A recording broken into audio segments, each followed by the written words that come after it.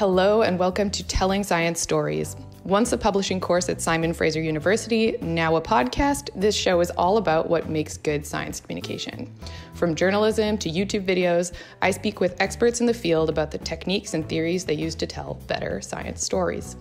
I'm your host, Alice Fleerackers, and this podcast was originally recorded on the unceded and traditional territories of the Musqueam, the Squamish, the Tsleil-Waututh, and the Shishal nations.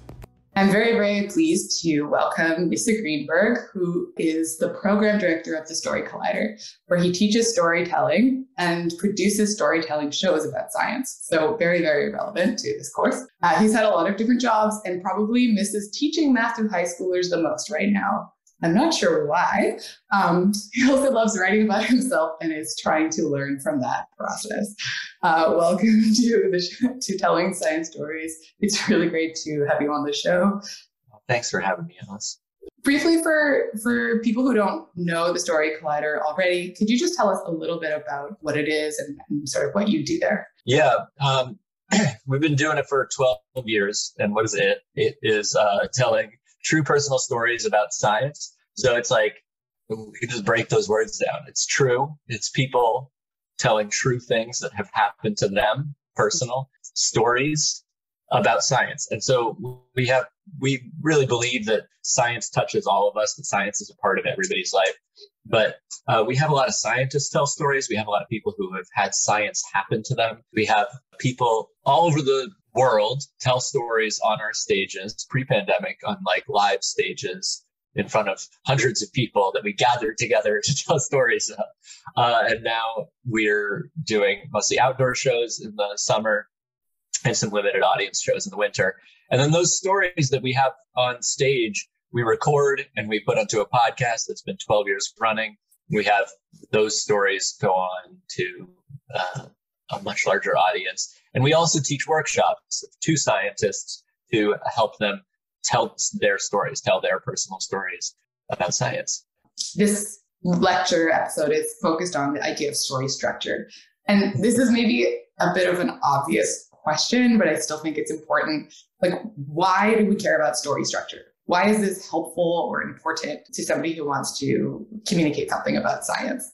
Essentially, what we're talking about with story structure is the idea that stories seem to sort of fall in line with certain expectations. And really what story structure is, I think Hannah Gadsby said it best in her stand-up special a couple of years ago. And she said essentially story structure is build tension, break tension. That's all it really is. I think we finished the interview. But it is just like build tension, break tension. And that has to do with how our brains process information.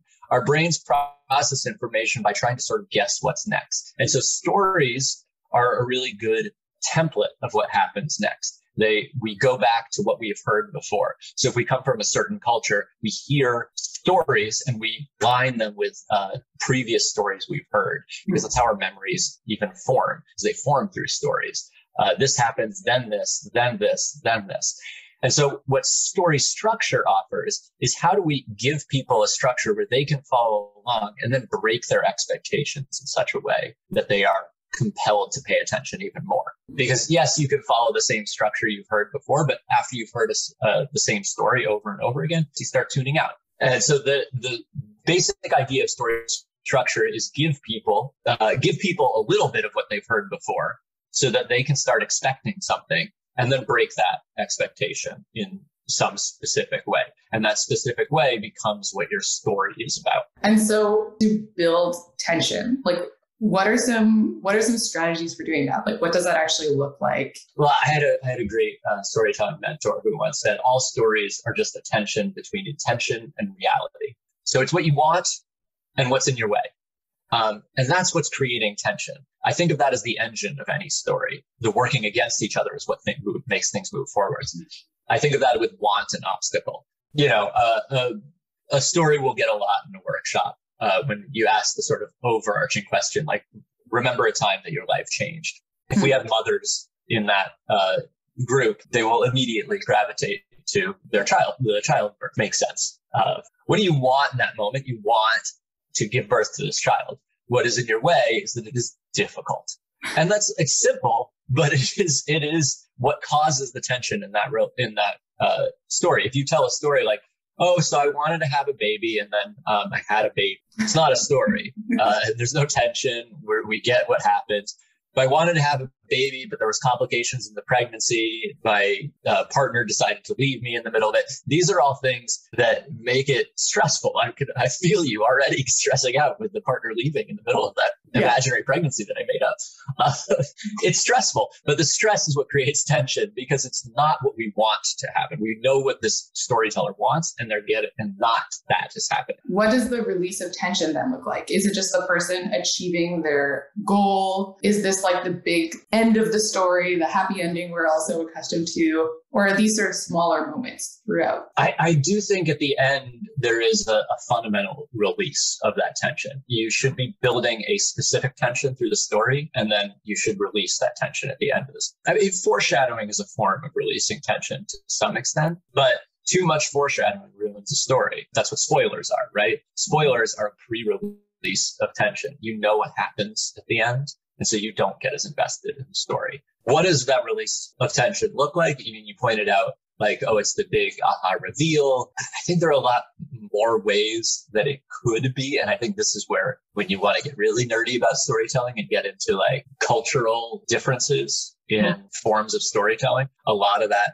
tends to focus on how do we feel that release culturally. I'm used to that release looking a certain way. But that isn't true of especially indigenous cultures across the world, that there's very different ways that release of tension looks like. I would say in our Americanized version of storytelling, I think it follows almost the serenity prayer. I don't know if you know the serenity prayer. God, give me the wisdom to change the things I can and to accept the things I cannot, and the wisdom to know the difference. And essentially, I think in our Americanized storytelling, we have two endings to any story that we've ever told. We change how we exist in that world, or we accept that we won't get that. We accept that that our want was invalid. And the tricky part is that third part of the serenity prayer, the wisdom to know the difference. I think that becomes what most people struggle with is, did I actually change? Or did I accept? The sort of structural ideas you just discussed they're pretty sort of fundamental. Like you've got these two building blocks. It sounds like you can kind of use them in any story. But we often see these like listicles about the 7 basic story structures or the 4 story structures. Like, are these helpful? Or is this just a kind of a clickbaity approach to story structure? Kurt Vonnegut had proposed that there are 6 basic structures of stories. And then some computer scientists were like, well, let's see if that's true. And they mapped out every story, like the last 100, whatever, incredibly westernized.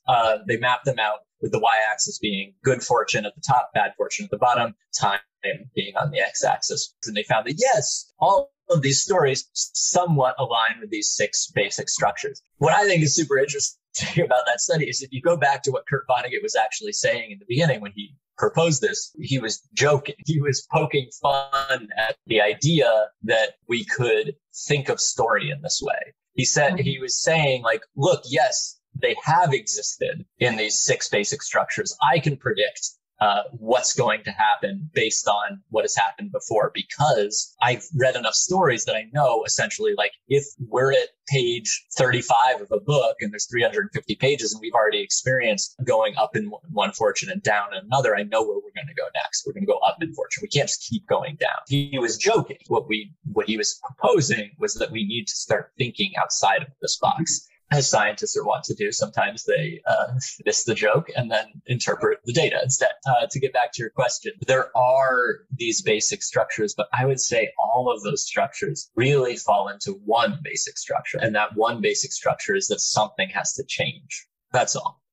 When you look at all 6 of those graphs, the only truth about all 6 of them is that it changes. And I guess that goes back to what you were saying about the fact that there's these sort of cliches and these cliched endings, and that we get bored when we hear the same story structure over and over again. So maybe we can use one of these basic structures as a starting point, but getting totally focused in on this is probably going to be a more boring story than if you create something a little bit tailored to your own context. Yeah, I tend to think of story structure actually as a really good editing tool. It's almost like a retrofitting of how I think about storytelling. Stephen King, I don't read much Stephen King, to be honest, but his book on writing is just a really it's beautiful insight into the mind of like what it means to write as prolifically as Stephen King has written. And one of the things he says that's always stuck with me, you write the story first, you just write it out, and then you go back and figure out what it's about.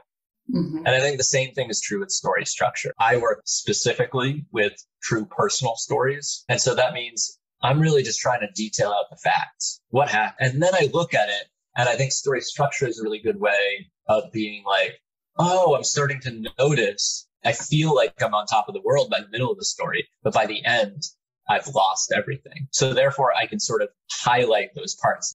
And this was actually a question I had for you. So you've actually helped me tell a story that was true and personal about science. And what I remember from that experience is, you were asking a lot of questions, sort of digging at a lot of things.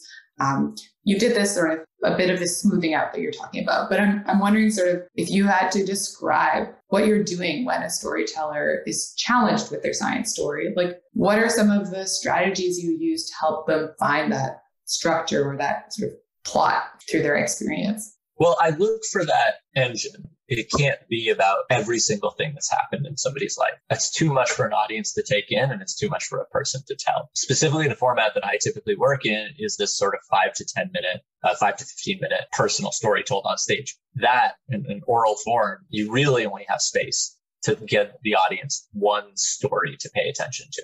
What I'm looking for is like, what is this story really about? What did you want? Was that something that had an obstacle? And if it doesn't have an obstacle, if it's just I wanted this and then I got it, then it's like, then there's no story there. We have to look at like, what did you want that you didn't get? And once I find that, I then start to look at like, where does either the want or the obstacle show up in the narrative arc of this? What are the things that are superfluous to the tension between want and obstacle? So I worked on a story with a woman, Janice Matthias, it's on our podcast now. She had a long story. I mean, it was like a sort of her whole child of her mom being an abortion doctor pre-Roe v. Wade in New York City and sort of giving abortions out of their apartment and her not really knowing that as a kid. There was like two major issues they were trying to struggle with. One was trying to keep her in the moment of like what she knew as a child. And so that she wasn't giving it away. Also trying to figure out what is the story really about? Like this could be about many things. It could be about secrets. It could be poverty in New York. It could be about, women's rights. It could be about a lot of different things. Mm-hmm. And what she realized it was about her growing up, wanting to be an adult. And like adults seemed like this thing that her mom was, and that she couldn't quite be there because the secrets were sort of keeping her from being an adult. There was something going on that she didn't understand. And so by the end, when she really realizes what she's done over this course, she gave her mom an abortion when she was like 12 years old, and her mom taught her how to give her an abortion. She didn't know what she had done. She doesn't realize until she's an adult until she's 16 and she's talking to her mom, and her mom gives her an abortion. And that's sort of the realization of like, oh, I'm an adult now. Once we found that's what she wanted, that she wanted to be a big girl, as she frames it, that becomes the narrative arc of the story. And we cut out superfluous details that are about, while they're really interesting, we don't need to have the details about her relationship with her dad. We don't need to have the details about what it was like at school with this boy that she was, sort of dating.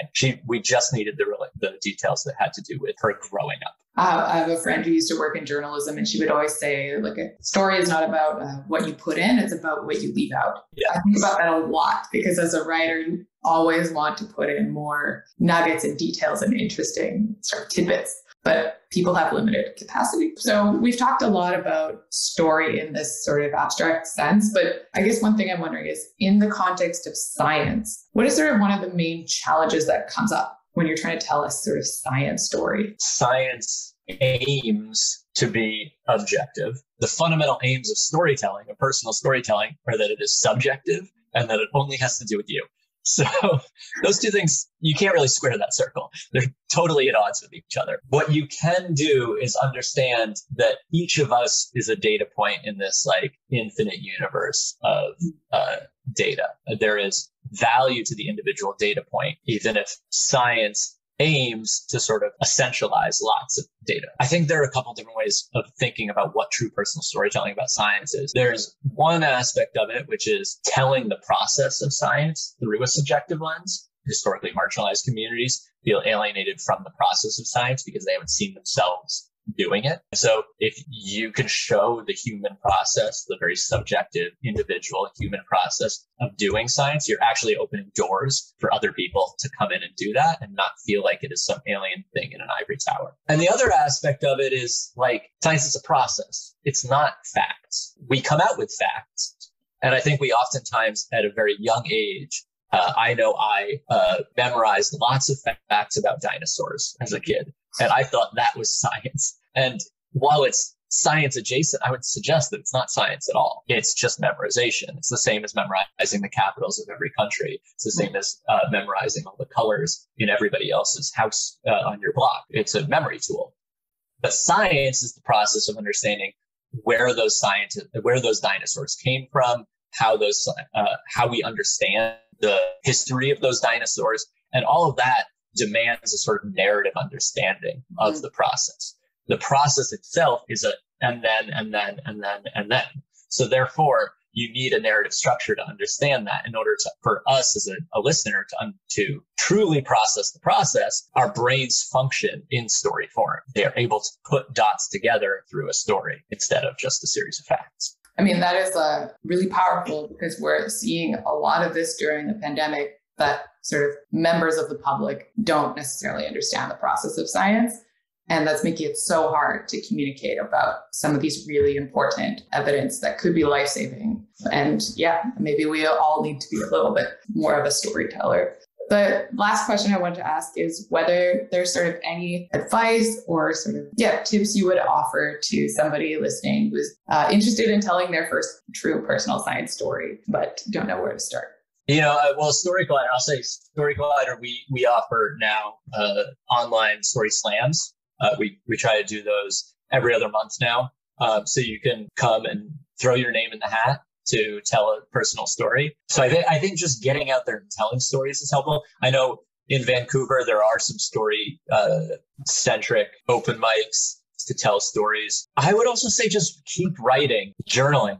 You don't find your voice until you try to find your voice. And it is a muscle that needs to be worked out, and it atrophies. I felt it many a time. I start writing and I realize I haven't written in a while, and it feels like a slog to get through the first couple sentences. And then if I keep writing every single day for weeks, I start getting into a rhythm. I can pick up a pen and I can just start writing right away. That has to do with knowing how you talk, which we don't do that meta-analysis in our general conversation. It takes really doing that meta-analysis of like writing down what you're saying or speaking what you're saying into a device. Nowadays, that's how I write, is I record myself talking and then I listen back, and getting over the hump of like hearing yourself talk. It's amazing how valuable that is to start seeing like, oh, I always sort of talk this way. What if I tried to take out all the qualifiers I try to add into every single moment that I'm talking? What if I just try to get through stuff and hope that I've qualified it enough just by existing? Then look at like, what do I actually need to qualify at the end of that? What actually stays confusing? Edit what you write. Figure out what you like about what you are saying. Don't try to write what somebody else is saying. Figure out what it is that you like about your voice. That's a very nice, sort of wholesome and inspiring moment to wrap up this interview. So thank you so much. I really enjoyed speaking with you, and I'm sure the students will enjoy listening as well. So yeah, thanks. They better. I'm charming.